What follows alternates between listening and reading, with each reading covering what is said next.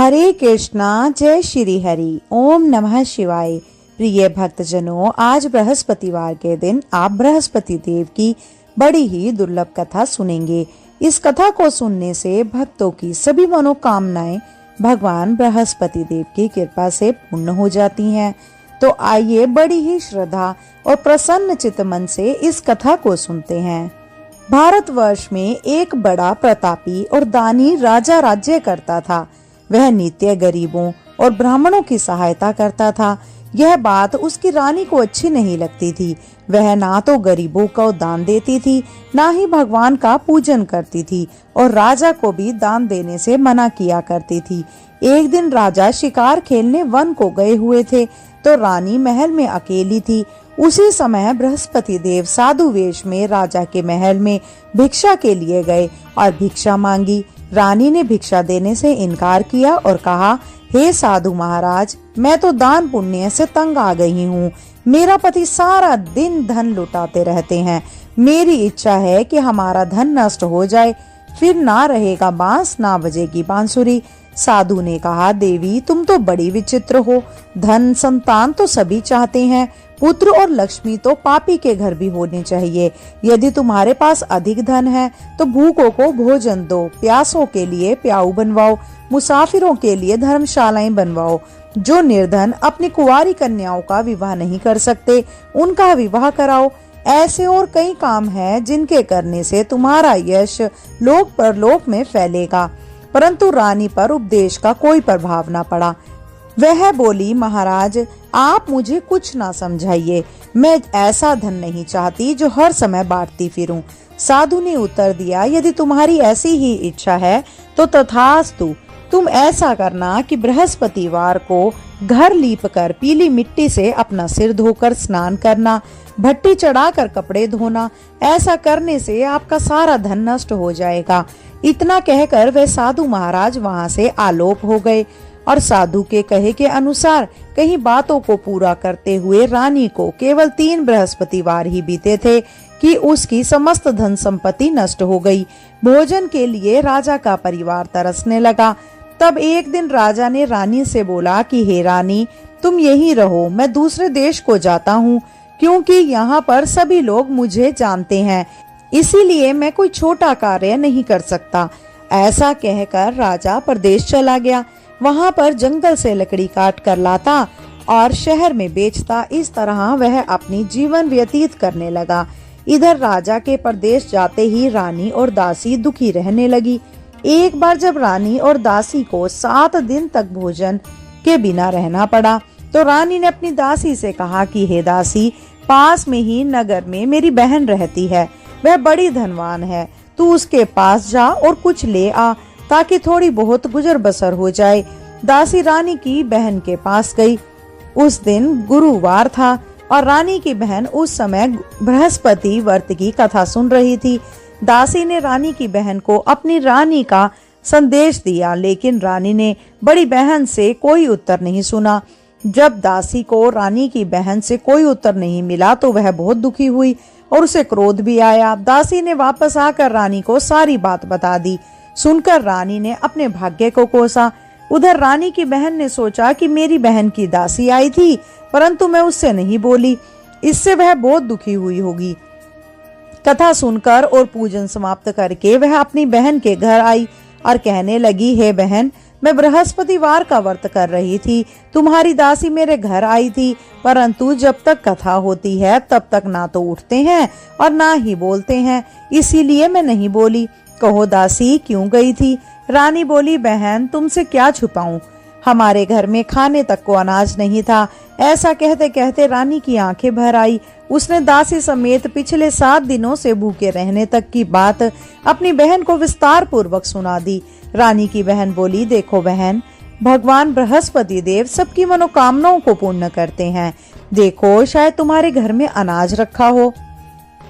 पहले तो रानी को विश्वास नहीं हुआ, पर बहन के आग्रह करने पर उसने अपनी दासी को अंदर भेजा तो उसे सचमुच अनाज से भरा एक घड़ा मिल गया। यह देखकर दासी को बड़ी हैरानी हुई। दासी रानी से कहने लगी, हे रानी, जब हमको भोजन नहीं मिलता तो हम व्रत ही क्यों करते हैं? इसीलिए क्यों ना इनसे व्रत और कथा की विधि पूछ ली जाए ताकि हम भी व्रत कर सके। तब रानी ने अपनी बहन से बृहस्पतिवार व्रत के बारे में पूछा। उसकी बहन ने बताया, बृहस्पतिवार के व्रत में चने की दाल और मुनक्का से विष्णु भगवान का केले की जड़ में पूजन करें और दीपक जलाएं, व्रत कथा सुने और पीला भोजन ही करें। इससे बृहस्पति देव प्रसन्न होते हैं। व्रत और पूजन विधि बताकर रानी की बहन अपने घर को लौट आई। 7 दिन के बाद जब गुरुवार आया तो रानी और दासी ने व्रत रखा। गुड़साल में जाकर चना और गुड़ लेकर आई, फिर उससे केले की जड़ और विष्णु भगवान का पूजन किया। अब पीला भोजन कहाँ से आए, इस बात को लेकर दोनों बहुत दुखी थे, क्योंकि उन्होंने व्रत रखा था। इसीलिए बृहस्पति देव उनसे प्रसन्न थे। इसीलिए वे एक साधारण व्यक्ति का रूप धारण कर 2 थालों में सुंदर पीला भोजन दासी को दे गए। भोजन पाकर दासी प्रसन्न हुई और फिर रानी के साथ मिलकर भोजन ग्रहण किया। इसके बाद वे सभी गुरुवार को व्रत और पूजन करने लगी। बृहस्पति भगवान की कृपा से उसके पास फिर से धन संपत्ति आ गई, परंतु रानी फिर से पहले की तरह आलस्य करने लगी। तब दासी बोली, देखो रानी, तुम पहले भी इसी प्रकार आलस्य करती थी। तुम्हें धन रखने में कष्ट होता था, इसी कारण सभी धन नष्ट हो गया।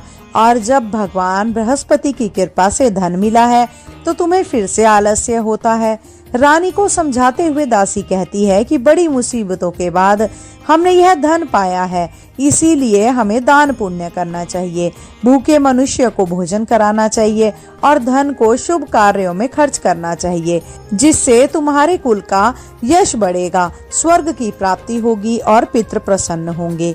दासी की बात मानकर रानी अपना धन शुभ कार्यों में खर्च करने लगी, जिससे पूरे नगर में उसका यश फैलने लगा। एक दिन राजा दुखी होकर जंगल के एक पेड़ के नीचे आसन जमा कर बैठ गया। वह अपनी दशा को याद करके व्याकुल होने लगा। बृहस्पतिवार का दिन था। एकाएक उसने देखा कि निर्जन वन में एक साधु प्रकट हुए। वह साधु वेश में स्वयं बृहस्पति देवता थे। लक्कड़हारे के सामने आकर बोले, हे लक्कड़हारे, इस सुनसान जंगल में तू चिंता मग्न क्यों बैठा हुआ है? लक्कड़हारे ने दोनों हाथ जोड़कर प्रणाम किया और उत्तर दिया, महात्मा जी, आप सब कुछ जानते हैं, मैं क्या कहूँ। यह कहकर रोने लगा और साधु को अपनी आत्मकथा सुनाई। महात्मा ने कहा, तुम्हारी स्त्री ने बृहस्पति के दिन बृहस्पति भगवान का निरादर किया है, जिसके कारण रुष्ट होकर उन्होंने तुम्हारी यह दशा कर दी। अब तुम चिंता को दूर करके मेरे कहे पर चलो तो तुम्हारे सभी कष्ट दूर हो जाएंगे और भगवान पहले से भी अधिक संपत्ति देंगे। तुम बृहस्पति के दिन कथा किया करो, 2 पैसे के चने मुनक्का लाकर उसका प्रसाद बनाओ और शुद्ध जल से लोटे में शक्कर मिलाकर अमृत तैयार करो। कथा के पश्चात अपने सारे परिवार और सुनने वाले प्रेमियों में अमृत व प्रसाद बांटकर आप भी ग्रहण करो। ऐसा करने से भगवान तुम्हारी सभी मनोकामनाएं पूर्ण करेंगे। साधु के ऐसे वचन सुनकर लक्कड़हारा बोला, हे प्रभु, मुझे लकड़ी बेचकर इतना पैसा नहीं मिलता जिससे भोजन के उपरांत कुछ बचा सकूं। मैंने रात्रि में अपनी स्त्री को व्याकुल देखा है। मेरे पास कुछ भी नहीं जिससे मैं उसकी खबर मांग सकूं। साधु ने कहा, हे लक्कड़हारे, तुम किसी बात की चिंता मत करो। बृहस्पति के दिन तुम रोजाना की तरह लकड़ियां लेकर शहर को जाओ। तुमको रोज से दुगना धन प्राप्त होगा, जिससे तुम भली भांति भोजन कर लोगे और बृहस्पति देव की पूजा का सामान भी आ जाएगा। इतना कहकर साधु अंतर्ध्यान हो गए।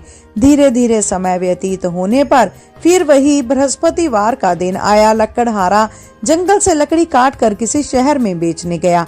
उसे उस दिन और अधिक धन मिला और राजा ने चना गुड़ आदि लाकर गुरुवार का व्रत किया। उस दिन से उसके सभी कष्ट दूर हो गए। परंतु जब दोबारा बृहस्पतिवार का दिन आया तो बृहस्पतिवार का व्रत करना ही भूल गया। इसी कारण बृहस्पति भगवान नाराज हो गए। उस दिन उस नगर के राजा ने विशाल यज्ञ का आयोजन किया तथा शहर में यह घोषणा करा दी कि कोई भी मनुष्य अपने घर में भोजन ना बनाए और ना आग जलाए। समस्त जनता मेरे यहाँ भोजन करने आए। इस आज्ञा को जो नहीं मानेगा उसे फांसी की सजा दी जाएगी। इस तरह की घोषणा संपूर्ण नगर में करवा दी गई।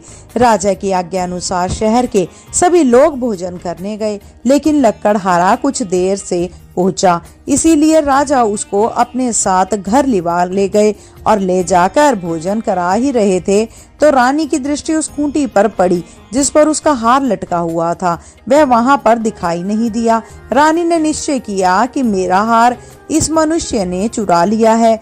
उसी समय सिपाहियों को बुलाकर उसको कारागार में डाल दिया। और जब लक्कड़हारा कारागार में पड़ गया तो वह बहुत दुखी होकर विचार करने लगा कि ना जाने कौन से पूर्व जन्म के कर्म से मुझे यह दुख प्राप्त हुआ है, और उसी साधु को याद करने लगा जो कि जंगल में मिला था।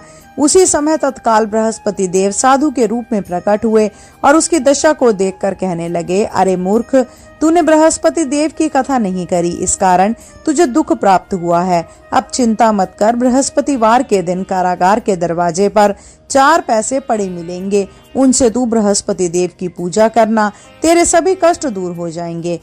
बृहस्पति के दिन उसे 4 पैसे मिले। लक्कड़हारे ने कथा कही। उसी रात्रि को बृहस्पति देव ने उस नगर के राजा को स्वप्न में कहा, हे राजा, तुमने जिस आदमी को कारागार में बंद कर दिया है वह निर्दोष है, वह राजा है, उसे छोड़ देना।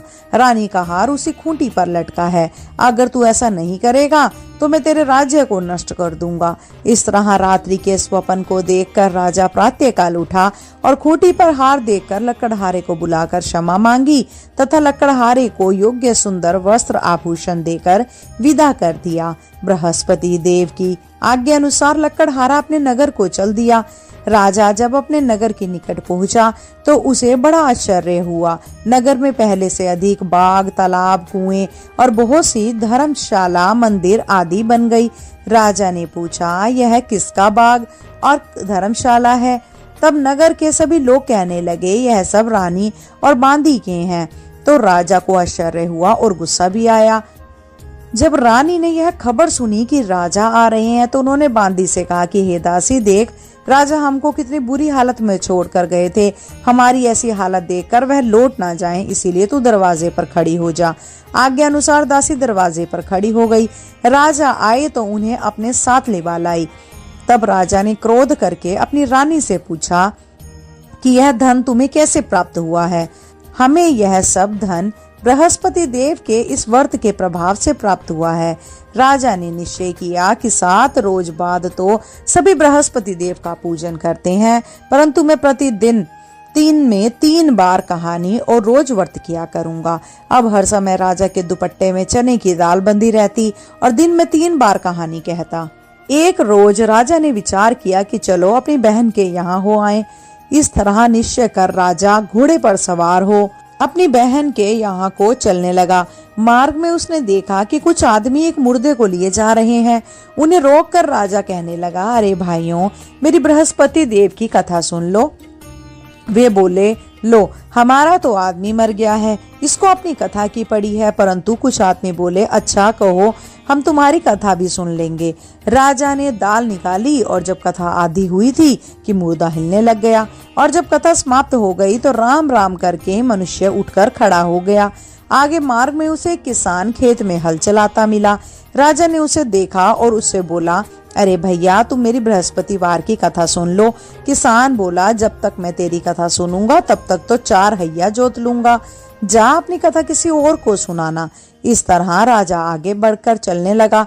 राजा के हटते ही बैल पछाड़ खाकर गिर गए और किसान के पेट में भी बड़ी जोरों का दर्द होने लगा। उस समय उसकी माँ रोटी लेकर आई। उसने जब यह देखा तो अपने पुत्र से सब हाल पूछा और बेटे ने सभी हाल कह दिया। तो बुढ़िया दौड़ी दौड़ी उस घुड़सवार के पास गई और उससे बोली कि मैं तेरी कथा सुनूंगी तो अपनी कथा मेरे खेत पर चलकर ही कहना। राजा ने बुढ़िया के खेत पर जाकर कथा कही, जिसके सुनते ही वह बैल उठकर खड़े हो गए और किसान के पेट का दर्द भी बंद हो गया। राजा अपनी बहन के घर पहुंचा। बहन ने भाई की खूब मेहरबानी करी। दूसरे रोज प्रातःकाल राजा जगा तो वह देखने लगा कि सब लोग भोजन कर रहे हैं। राजा ने अपनी बहन से कहा, ऐसा कोई मनुष्य है जिसने भोजन नहीं किया हो? मेरी बृहस्पतिवार की कथा सुन ले। बहन बोली, हे भैया, यह देश ऐसा ही है कि पहले यहाँ लोग भोजन करते हैं, बाद में अन्य काम करते हैं। अगर कोई पड़ोस में हो तो देख आओ। वह ऐसा कहकर देखने चली गई, परंतु उसे कोई भी ऐसा व्यक्ति नहीं मिला जिसने भोजन ना किया हो। अतः वह एक कुम्हार के घर गई जिसका लड़का बीमार था। उसे मालूम हुआ कि उसके यहाँ 3 रोज से किसी ने भोजन नहीं किया है। रानी ने अपने भाई की कथा सुनने के लिए कुम्हार से कहा। वह तैयार हो गया। राजा ने जाकर बृहस्पतिवार की कथा कही, जिसको सुनकर उसका लड़का ठीक हो गया। अब तो राजा की प्रशंसा होने लगी। एक रोज राजा ने अपनी बहन से कहा कि हे बहन, हम अपने घर को जाएंगे, तुम भी तैयार हो जाओ। राजा की बहन ने अपनी सास से कहा। सास ने कहा, हाँ चली जा, परंतु अपने लड़के को मत लेके जाना, क्योंकि तेरे भाई के कोई औलाद नहीं है। बहन ने अपने भाई से कहा कि हे भैया, मैं तो चलूंगी, पर मेरा कोई बालक नहीं जाएगा। राजा बोला, जब कोई बालक नहीं चलेगा तब तुम ही क्या करोगी? बड़े दुखी मन से राजा अपने घर को लौट आया। राजा ने अपनी रानी से कहा, हम निर्वंशी हैं, हमारा मुख देखने का धर्म नहीं है और कुछ भोजन आदि नहीं किया। रानी बोली, हे प्रभु, बृहस्पति देव ने हमें सब कुछ दिया है, वह हमें औलाद अवश्य देंगे। उसी रात को बृहस्पति देव ने राजा के स्वप्न में आकर कहा, हे राजा, उठ, सभी सोच त्याग दे, तेरी रानी गर्भ से है।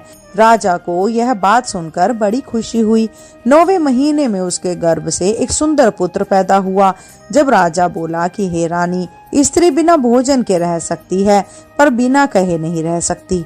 जब मेरी बहन आए तब उससे कुछ मत कहना। रानी ने सुनकर हाँ कर दिया। जब राजा की बहन ने यह समाचार सुना तो वह बहुत खुश हुई और बधाई लेकर अपने भाई के यहाँ आई। तभी रानी ने कहा, घोड़ा चढ़कर तो नहीं आई, गधा चढ़ी आई। राजा की बहन बोली, भाभी, मैं इस प्रकार ना कहती तो तुम्हें औलाद कैसे मिलती? बृहस्पति देव ऐसे ही हैं, जैसे जिसके मन में कामना है सभी को पूर्ण करते हैं। जो सद्भावना पूर्वक बृहस्पतिवार का व्रत करता है, या कथा को पढ़ता है, या सुनता है, या दूसरों को सुनाता है, तो बृहस्पति देव उसकी सभी मनोकामनाओं को पूर्ण करते हैं। भगवान बृहस्पति देव उसकी सदैव रक्षा करते हैं। संसार में जो मनुष्य सद्भावना से भगवान जी का पूजन व्रत सच्चे हृदय से करते हैं, तो उनकी सभी मनोकामनाओं को पूर्ण करते हैं। जैसी सच्ची भावना से रानी और राजा ने उनकी कथा का गुणगान किया, तो उनकी सभी इच्छाएं बृहस्पति देव जी ने पूर्ण की थी। इसीलिए पूर्ण कथा सुनने के बाद प्रसाद लेकर जाना चाहिए। हृदय में उसका मनन करते हुए जयकारा अवश्य लगाना चाहिए। श्रोताओं, आप भी प्रसन्न मन से एकाग्रचित होकर बृहस्पति देव का जयकारा लगाएं। बोलो बृहस्पति देव की जय, भगवान विष्णु की जय। आइए श्रोताओं, अब हम रसपान करते हैं बृहस्पति देव की एक और पौराणिक कथा से। प्राचीन काल में एक ब्राह्मण रहता था। वह बहुत निर्धन था, उसके कोई संतान नहीं थी। उसकी स्त्री बहुत मलिनता के साथ रहती थी। वह स्नान ना करती, किसी देवता का पूजन ना करती। इससे ब्राह्मण देवता बड़ी दुखी रहते। बेचारे बहुत कुछ कहते थे, किंतु उसका कुछ परिणाम ना निकलता। भगवान की कृपा से ब्राह्मण की स्त्री के कन्या रूपी रत्न पैदा हुआ। कन्या बड़ी होने पर प्रातः स्नान करके विष्णु भगवान का जप और बृहस्पतिवार का व्रत करने लगी। अपने पूजन पाठ को समाप्त करके विद्यालय जाती तो मुट्ठी भर जो भर कर ले जाती और पाठशाला के मार्ग में डालती जाती। जब ये जौ स्वर्ण के जो जाते तो लौटते समय उनको बीन कर घर ले आती थी। एक दिन वह बालिका सूप में उस सोने के जौ को फटक कर साफ कर रही थी कि उसके पिता ने देख लिया और कहा, हे बेटी, सोने के जौ के लिए सोने का सूप होना चाहिए। दूसरे दिन बृहस्पतिवार था। उस कन्या ने व्रत रखा और बृहस्पति देव से प्रार्थना करके कहा, मैंने आपकी पूजा सच्चे मन से की हो तो मेरे लिए सोने का सूप दे दो। बृहस्पति देव ने उसकी प्रार्थना स्वीकार कर ली। रोजाना की तरह वह कन्या जौ फैलाती हुई जाने लगी। जब लौटकर जौ बीन रही थी तो बृहस्पति देव की कृपा से सोने का सूप मिला। उसे वह घर ले आई। और उसमें जौ साफ करने लगी, परंतु उसकी माँ का वही ढंग रहा। एक दिन की बात है कि वह कन्या सोने के सूप में जौ साफ कर रही थी। उस समय उस शहर का राजपुत्र वहां से होकर निकला। उस कन्या के रूप में और कार्य को देखकर मोहित हो गया तथा अपने घर आकर भोजन और जल त्याग कर उदास होकर लेट गया। राजा को इस बात का पता लगा तो अपने प्रधानमंत्री के साथ उसके पास गए और बोले, हे बेटा, तुम्हें किस बात का कष्ट है? किसी ने अपमान किया है अथवा और कारण हो सो बताइए, मैं वही कार्य करूंगा जिससे तुम्हें प्रसन्नता हो। अपने पिता की राजकुमार ने बातें सुनी तो वह बोला, मुझे आपकी कृपा से किसी बात का कोई दुख नहीं है और किसी ने मेरा अपमान नहीं किया है, परंतु मैं उस लड़की से विवाह करना चाहता हूँ जो सोने के सूप में जौ साफ कर रही थी। यह सुनकर राजा आश्चर्य में पड़ गया और बोला, हे बेटा, इस तरह की कन्या का पता तुम ही लगाओ, मैं उसके साथ तेरा विवाह अवश्य ही करवा दूंगा। राजकुमार ने उस लड़की के घर का पता बतलाया। तब मंत्री उस लड़की के घर गए और ब्राह्मण देवता को सभी हाल बतलाया। ब्राह्मण देवता राजकुमार के साथ अपनी कन्या का विवाह करने के लिए तैयार हो गए तथा विधि विधान के अनुसार ब्राह्मण की कन्या का विवाह राजकुमार के साथ हो गया। कन्या के घर से जाते ही पहले की भांति उस ब्राह्मण देवता के घर में गरीबी का निवास हो गया। अब भोजन के लिए भी अन्न बड़ी मुश्किल से मिलता था। उस दिन दुखी होकर ब्राह्मण देवता अपनी पुत्री के पास गए। बेटी ने पिता की दुखी अवस्था को देखकर और अपनी माँ का हाल पूछा। तब ब्राह्मण ने सभी हाल कहा। कन्या ने बहुत सा धन देकर अपने पिता को विदा कर दिया। इस तरह ब्राह्मण का कुछ समय सुखपूर्वक व्यतीत हुआ। कुछ दिन बाद फिर वही हाल हो गया। ब्राह्मण फिर अपनी कन्या के यहाँ गया और सारा हाल कहा तो लड़की बोली, हे पिताजी, आप माता जी को यहाँ लिवा लाओ, मैं उसे विधि बता दूंगी जिससे गरीबी दूर हो जाएगी। वह ब्राह्मण देवता अपनी स्त्री को साथ ले जाकर वहां पहुंचे तो माँ को समझाने लगी, हे माँ, तुम प्रातःकाल स्नान आदि करने के भगवान विष्णु का पूजन किया करोगे तो सभी दरिद्रता दूर हो जाएगी। परंतु उसकी माँ ने एक भी बात नहीं मानी और प्रातःकाल उठकर अपनी पुत्री के बच्चों की जूठन को खा लिया। इससे उसकी पुत्री को भी बहुत गुस्सा आया और एक रात को कोठरी से सभी सामान निकाल दिया और अपनी माँ को उसमें बंद कर दिया। प्रातःकाल उसे निकाला तथा स्नान आदि कराकर पाठ करवाया तो उसकी माँ की बुद्धि ठीक हो गई।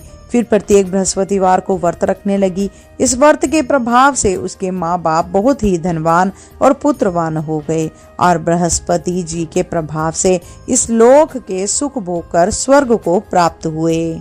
सब बोलो विष्णु भगवान की जय, बोलो बृहस्पति देव की जय। जिस प्रकार से बृहस्पति देव ने सभी मनुष्य के कष्टों को हटाकर उनका जीवन सुखमय बनाया, हे बृहस्पति देव, उसी प्रकार से इन कथाओं को सुनने वाले, हुंकारा भरने वाले और कथा को सुनाने वाले सभी मनुष्यों का उद्धार करना, सभी की गलतियों को क्षमा कर उनकी मनोकामनाओं को पूर्ण करना। आज की कथा यहीं समाप्त होती है। श्रोताओं, अगर आपको ये वीडियो पसंद आई हो या आपने इन कथाओं का आनंद लिया हो तो कृपया करके वीडियो को लाइक और शेयर करें। अगर आप चैनल पे नए हैं तो कृपया करके चैनल को सब्सक्राइब अवश्य करें। शीघ्र मिलते हैं नई वीडियो और नई जानकारी के साथ। जब तक के लिए जय श्री कृष्णा, राधे राधे।